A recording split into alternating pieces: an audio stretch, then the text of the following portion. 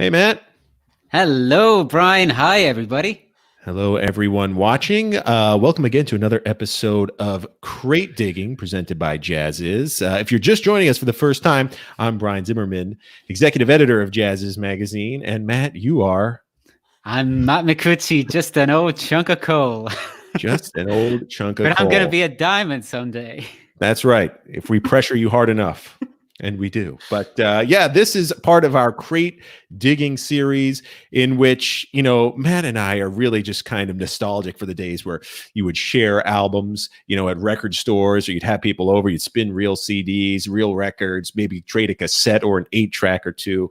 And so we thought we would bring that into the digital era. And the idea is every week we pick a theme and we kind of swap albums regarding the given theme, and we invite everyone watching to do the same as well. If you've got an album based on our theme, please leave it in the comments section. We'd be happy to read it.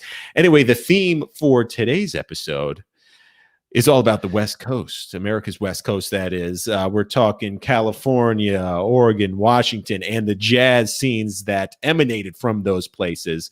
And some of the jazz on the West Coast is some of the best jazz in the world. Obviously, you could go back even to the bebop days where Central Avenue in Los Angeles kind of rivaled anything in New York City in terms of bebop. All the way through, the 50s, 60s cool jazz scenes, fusion and the jazz rock stuff coming out of San Francisco with Santana and up in Seattle with Jimi Hendrix, so on and so forth. Not to mention, Matt, the amazing players that came out of the West Coast, from Dexter Gordon, Charles Mingus, all the way to the modern era with some of the guys in the West Coast get down scene. I'm talking your Kamasi Washingtons, Brandon Coleman's, Terrace Martin, Casa Overall up in Seattle. So a lot to talk about with regard to the West Coast, and the idea here would just be to swap some albums that came from that scene. I put my own little stipulation on this was that, and I think you did too, these are not necessarily albums that came from players who were born on the West Coast. So while Dexter Gordon, came up in LA, he made his mark mostly in New York and in Europe, ditto for, Mingus. So these were scenes that were organic, were native to the West Coast. Right, Matt? Yeah, absolutely. And I also kind of, decided to focus on the cool movement, that period of time, especially the 50s.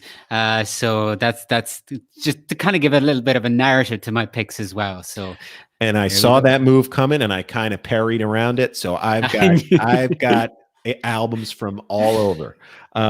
So yeah, Matt, let's go ahead and jump in. Which is the first album you were able to dig from the crate there? Oh, yeah. This is an album that's super famous, and it's Chet Baker Sings from 1954. It is.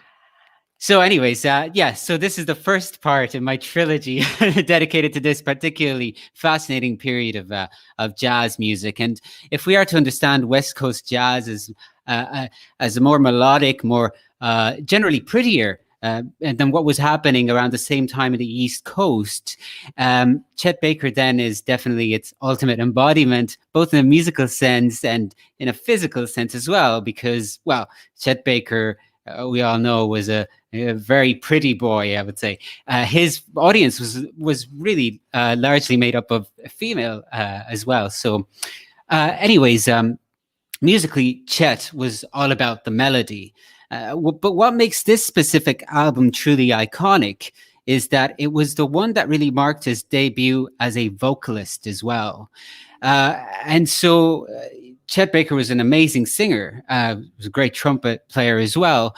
I feel this move actually was the move that turned him into a superstar, though he probably would have punched you in the face if you'd said it, because he was a tough guy. And also he liked to see himself as a trumpeter who also sang rather than the other way around. But guess what? Chet really could sing, and he seemed to do it so effortlessly, that relaxed way of delivering lyrics and also just breathing new life into standards. He really redefined romanticism in music and continues to be super influential to this day. Absolutely. I love Oh, Chet Baker. Go ahead, and if Matt. I can just say one more thing about Chet Baker, which I wanted to make a point to mention, because we are talking about the West Coast, but Chet Mhm. Baker was an ambassador of this style of music as well. The West Coast cool school, let's say, in Europe, because he spent so much time in Europe. He actually died in Europe as well. He spent a very long time in Italy, for example, was also imprisoned here for some time, taught himself to speak Italian, and became super famous. I mean, the mainstream jazz of continental Europe of the 50s and 60s, I would dare say, was directly influenced by the prolific recording output of Chet Baker at this time, especially from the musicians who weren't as avant-garde as others. And yeah, so I wanted to say that, because I actually feel that in Europe, Chet Baker is even more critically acclaimed than in the States. I don't know whether you'd agree, Brian, but super influential here. I think so. And some of the albums that he did with Norwegian players, with Italian players, with French players are just fantastic. He remains my closest guiding spirit as a trumpet player. There is some debate over whether or not he could read music and how that influenced his approach to melody. I mean, he had just such an incredible ear. Almost knew he had a perfect sense of how a line should be shaped, and how he could just color outside of the line a little bit harmonically so that it wasn't too out, but just fit and was so perfect. He's one of those, like one of those great writers who can just put together a perfect, succinct, short sentence. He didn't say much, but what he said was absolutely beautiful. No, I love Chet. So great pick. And it's important to mention, this cool jazz scene is so, often associated with the West Coast. There was a lot of, quote unquote, harder stuff going on at the time, to the extent there was even kind of a micro genre going out of the West Coast at the time called West Coast Hard, which was a lot of players from out east, Clifford Brown, Max Roach, who had bands even temporarily, Wardell Gray, another saxophone player in Los Angeles, who were really cutting some quote unquote harder jazz. So when you think back on the West Coast in the 50s, it wasn't all cool. There was a lot of absolutely hard swinging stuff out there as well. I went for my first pick to the complete opposite side of the timeline, Matt. And, again, just like you can't mention West Coast jazz without Chet Baker, you can't mention West Coast jazz without Kamasi Washington. This album, The Epic by Kamasi Washington, came out in 2015. So it's new, but with its release, and with the subsequent release of musicians from Kamasi's orbit, I mean, these players essentially revitalized West Coast jazz in a lot of ways. So this album grew out of a collaborative, I guess, a collective of musicians based in Los Angeles, that were all kind of going to high school at the same time and were playing in the same after school programs at the same time.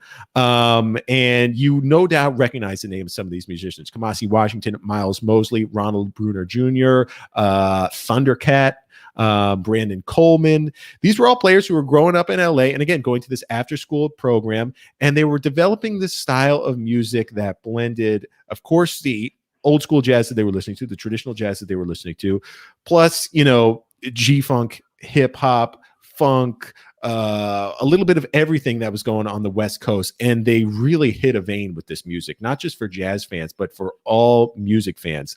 Sometime in between 2013, 2014, they all got together and all recorded a bunch of different albums in this little group, of their own work, of their own original compositions, and then release them subsequently over the next 3, 4, 5 years. Some of those albums are still coming out. But the Epic was this 3 CD, I think 8 LP, epic album that really put this group on the map. It turned Kamasi into an international superstar. Before long, he was playing rock festivals. He was, all your Coachellas, Lollapaloozas, that kind of stuff. He was playing on albums by Kendrick Lamar. I mean, he really hit a vein with this style of music, and you can hear why. It's infectious. It's got energy. It reminds me a lot of the ways of the London scene, in terms of it really tries to harness the energy of a live show, even in studio recordings. And Kamasi and this crew, which he calls the West Coast Get Down, they're kind of the face of LA jazz right now, and rightfully so. They're doing a lot of exciting stuff. And like I said, reaching across the aisle to hip hop artists. They're collaborating with Snoop Dogg on one hand, but then collaborating with Herbie Hancock on the other. So they straddle a lot of generations. They straddle a lot of styles, and yeah, it makes for some epic listening for sure. But like I say, we had to get this album in here early because it is essentially the face of West Coast music right now. So that was my first pick, Kamasi Washington, The Epic. Love it. It's an epic album. It is an epic album for sure. Lives up to its name in every sense of the term. What is next, Matt Micucci, for you? You All name right, it, I'll pull it up. The second part of my trilogy. Yes, we stick with the 50s, and it is Art Pepper meets the Rhythm Section. So this is a fascinating album because its story. All right, so the story of this album, as Pepper told it in Straight Life, his autobiography, is that he woke up on the day of its recording in 1957, not knowing that he had been booked to go in the studio that same day. So on top of that, again, he said he had done nothing but, heroin for weeks, and he hadn't touched his saxophone in weeks either. Well, some of this tale is actually not true. He had been recording in the weeks prior to that, in the days prior to this session. But it doesn't matter. But it does definitely add to the legend of this landmark West Coast jazz recording, and showcases the distinctive, suave yet even rugged voice of Art Pepper on saxophone, which he had developed at the time and was perfecting at the time as well. And by the way, the rhythm section of the title is that of Miles Davis. So you've got Red Garland, Paul Chambers, Billy Joe Jones, so that means that inherently this album could just as easily have been called The West Coast Meets the East Coast. And this meetings of styles, approaches, and influences is definitely one of the factors that makes this album so legendary as well. Absolutely. Yeah. There's always that lore that there was this beef, just like you'd see later on in hip hop between like Biggie and Tupac, that there was this, beef between the West Coast jazz scene and the East Coast jazz scene. But there was a lot of collaboration as well. Some beautiful collaboration, as you'd see here, Miles Davis's group coming out West, Chet Baker going out in New York. There's a Chet Baker in New York album that's just phenomenal. So there was a lot of beautiful collaboration between the coasts as well. I think my next album, Matt, is going to throw you for a loop. You may not have seen it coming, but again, in my opinion, you cannot mention West Coast jazz. You cannot mention West Coast music without bringing up the great Herb Alpert. Yeah. Brass. I mean, this guy is not only did he make his name in Los Angeles, and his record label in Los Angeles, A&M Records, but he was a Los Angeles native. I mean, he was born and raised in Los Angeles, and what can you say about The Lonely Bull? This was his release in 1962. This was his debut album from Herb Alpert and the Tijuana Brass, and it has been described by Questlove of The Roots, who I wouldn't expect to be a Herb Alpert in, but apparently is, as the happiest music in the world. And I would certainly agree with that. We spoke with Herb for a November issue. We have a long form Q&A with him. You can check it out on our website. And, he was just basically saying with this debut album, he wasn't trying to be novel. He wasn't trying to do anything quirky with the sound. He just genuinely fell in love with this sound, and a trip down to Tijuana to see a bullfight, heard the mariachi bands, and thought, why can't I apply this to the instrumental pop of today? Why can't I apply this to jazz? He wasn't trying to make a hit record. He wasn't trying to do, like I say, anything kitschy or surprising. But again, this is a story of really hitting a vein with popular audiences. People fell in love with this sound, fell in love with this record. And of course, subsequent records, including Whipped Cream and Other Delights. But this was the first, kind of introduced us to the sound. Lots of originals on here, including the title track by Saul Lake, but also some covers of, like Chubby Checker's song. And it's just a really kind of amazing album. And you're hearing the birth of a sound that would go on to kind of define instrumental pop throughout the 60s. And people forget just how popular this sound was. I mean, in the 60s, Herb Alpert outsold the Beatles in the United States in terms of, records moved. So this is just kind of iconic stuff. Again, if you're thinking the LA sound, if you're thinking LA jazz, if you're thinking LA musicians, you'd be remiss to not mention the great Herb Alpert. Yeah, I love Herb Alpert. Whipped Cream and Other Delights was one of the first albums I bought on vinyl. Very nice. You're not alone there.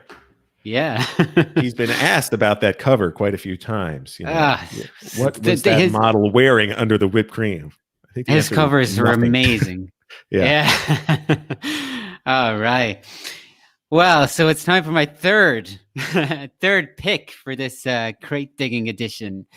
And how about this? So I talked about the West Coast kind of cool school somewhat. Art Pepper's album is kind of a crossover, but this one is almost a rebellious one in its intent. So it's by Stan Getz, and it's called West Coast Jazz. Now, West Coast jazz is just a term that means a specific style of music, which, like I mentioned at the start, is generally accepted to, be. It's understood as for its greater interest in arrangement, composition. It's over sheer improvisation, even. And so it is ironic that Stan Getz's West Coast Jazz album, despite its title, should so openly oppose. Oppose maybe is a word too strong, but just many of the elements that defined this particular type of music. And in fact, it features some of his most muscular playing ever, I feel. I mean, just listen to that take on A Night in Tunisia. It's almost like the jazz equivalent of punk rock to me of the time. It's really fast and just super fast and energetic. But Getz himself wasn't from the West Coast, though he was very active there. But his warm lyrical tone on the saxophone actually fits in really well with that scene. In many ways, it even represents it. And, his famous kind of bossa nova records further showcase this particular style of saxophone playing, very influential. But this album, so back to the album, rather than being the West Coast jazz manifesto of the time that you would expect, has more to do with the bebop movement and even the hard bop movement that would come a little later on. But just it really shows that Getz, in his heart and in his vision and in his artistic vision, really loved to constantly defy conventions. I think that's why I picked this album. It's because you never know what you're going to get. Despite, don't judge a book by its cover, don't judge an album by its title either. Yeah, defying conventions, starting conventions with regard to bossa nova was really the first one to help kind of usher that into the United States as well. So good pick there, Matt. Absolutely. And, we have been focusing a lot on Southern California and the Los Angeles scene because so much of the West Coast jazz grew out of that area. But, we can't forget moving up the state and even up the coast into, players from, Central California, Gregory Porter, the vocalist from Bakersfield, grew up there, recently moved back there, all the way up into San Francisco. Of course, Vince Guaraldi, Paul Desmond from San Francisco, Johnny Mathis, Eddie Duran. Over in Oakland, you have Ambrose Akinmusiri is a big player. Also recently moved back to the Bay Area. And then, like I say, all the way up into Oregon and Washington. So we can't leave out those great NorCal players as well.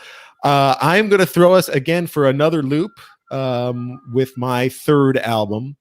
And again, you don't often associate this player with the West Coast, but this is where he cut his teeth. This is where the debut album was recorded. This is where so much of his band came from. Matt, you're going to like this one too. It's Ornette Coleman's Something Else. Oh, yeah. Because let's not forget, Ornette moved from Texas to California, was working another number of odd jobs, elevator operator, stuff like that. And the whole time kind of conceiving of what would become avant-garde jazz, put together this band of outstanding players that were also in Los Angeles. Billy Higgins on drums, who is a native, and for countless LA musicians remained a mentor. But of course, Don Cherry on cornet, Walter Norris on piano, Don Payne on bass. And it was recorded, this debut album by this group, on Contemporary Records, which was a Los Angeles-based records. The follow-up to this album, The Shape of Jazz to Come, will be recorded on Atlantic in 1959. Again, kind of a groundbreaking moment for jazz. But this was really the first one where the world was exposed to Ornette's sound, which again kind of did away with, we were talking about conventions, did away with the conventions of chord structure, of, standard time. So this album, Something Else with 4 exclamation points, was, a West Coast album. This is where this sound came from. Matt, I know you're a huge fan of Ornette, and like I say, people don't necessarily, I don't know that this would be the first album to come to mind when thinking West Coast jazz. But as far as I'm concerned, Matt, Something Else, the music of Ornette Coleman, is a West Coast jazz album. Yeah, Ornette Coleman certainly was something else, wasn't he? Very good, Matt. Very good. I could hear the 4 exclamation points in your voice. All right. We decide. So for our 4th and final album, we decided we'd pick a more recent album, more semi-recent album, because we didn't totally want to be stuck in the past. We kind of wanted to bring things up to date. So we picked recent albums for our 4th albums. Both are archival, but again, they were released, well, in the case of yours, released this year. Mine was released a year or 2 ago. But let's move on to our 4th and final album. Which one is it for you, Matt? All right, so this is actually very recent in the sense that it was released last week, I believe, via Verve. And it's a new release that I chose to spotlight also because of the theme of this episode of Crate Digging. And because, of course, it's by one of the major figures of the West Coast style and the cool jazz movement at large, Dave Brubeck. So, moment of silence there for Dave Brubeck. I mean, what a guy. It's a solo album of lullabies, hence the title.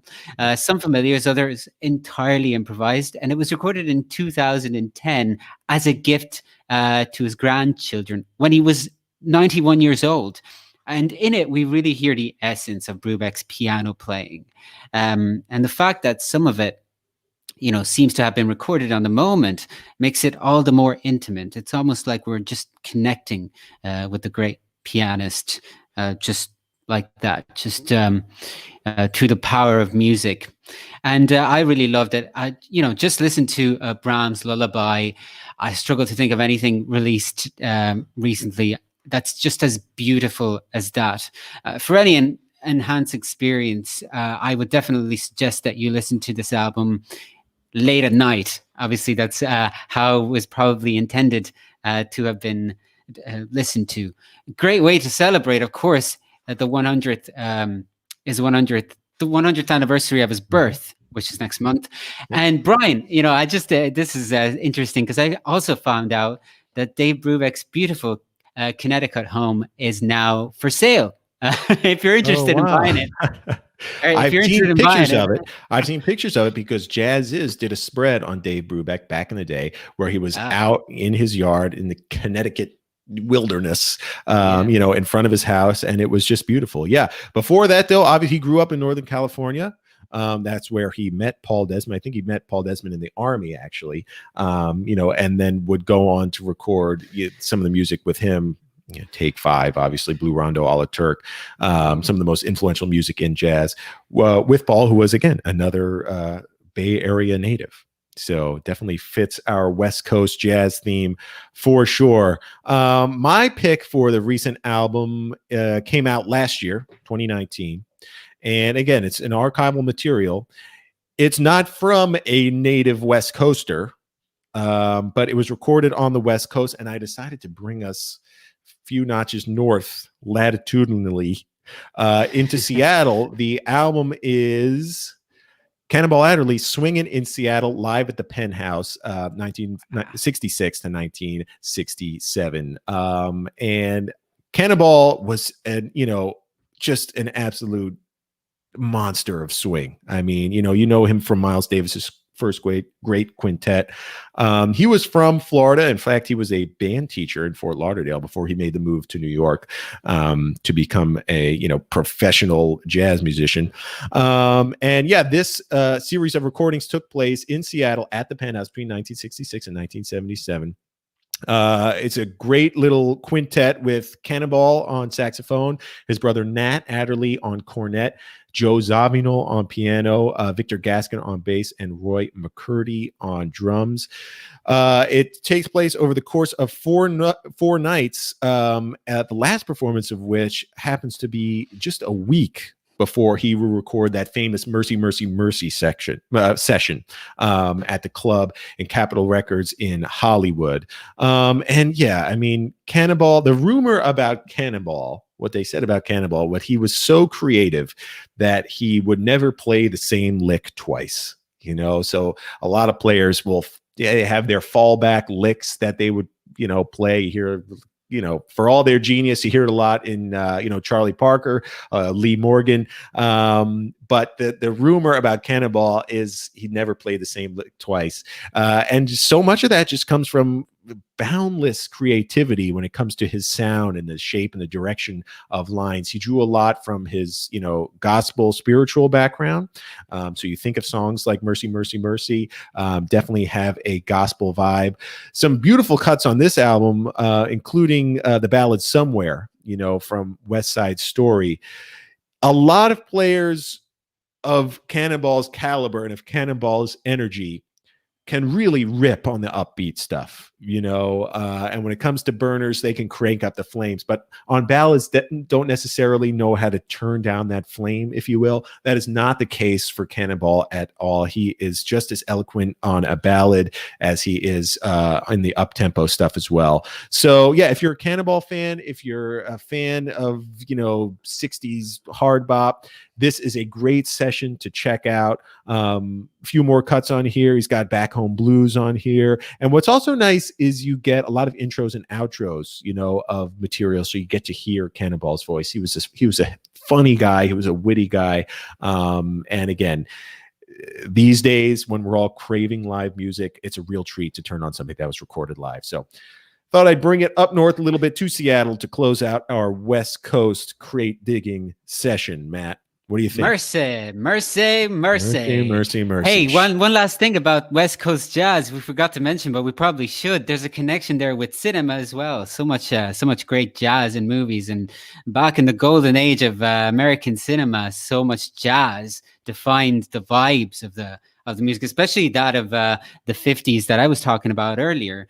So many musicians found jobs in film productions, and it really shaped the vibe of an entire popular culture, because cinema was just such a powerful form of entertainment back then. Kind of, decreased after a while now with the advent of television. But certainly back then, West Coast jazz just reigned supreme as far as film soundtracks were concerned as well. Just a little footnote to our awesome episode of Crate Digging from our resident movie buff, Matt Micucci. Well, hey, Matt, thanks for digging through the crates with me for this West Coast episode. If people watching, if you have any suggestions, leave them in the comments, and we'll see what we get into next week. Thanks, everybody, for commenting live. Lavinia, hello to you. Paolo, thanks for chiming in. And Sean Piper, my old friend Sean Piper, a great drummer in Washington, D.C. Thanks for watching, Sean. Matt, this has been awesome. Yeah, so much fun. Yeah, man. So I will see you next week for another episode of Crate Digging. We also have our 10 albums you need to know for November that we have to talk about here on the live stream. But if you want to read those albums, they are up on the site right now, as is our November digital issue, which again features this amazing interview with Herb Alpert, also with Russell Ferrante of the Yellow Jackets. A lot of cool stuff going on the website right now. Check it out, jazziz.com. Follow us on Facebook. Follow us on YouTube. Definitely hit that notification button so you know when we're going live. And we'll see you around next week. Thanks for watching, everybody. So long.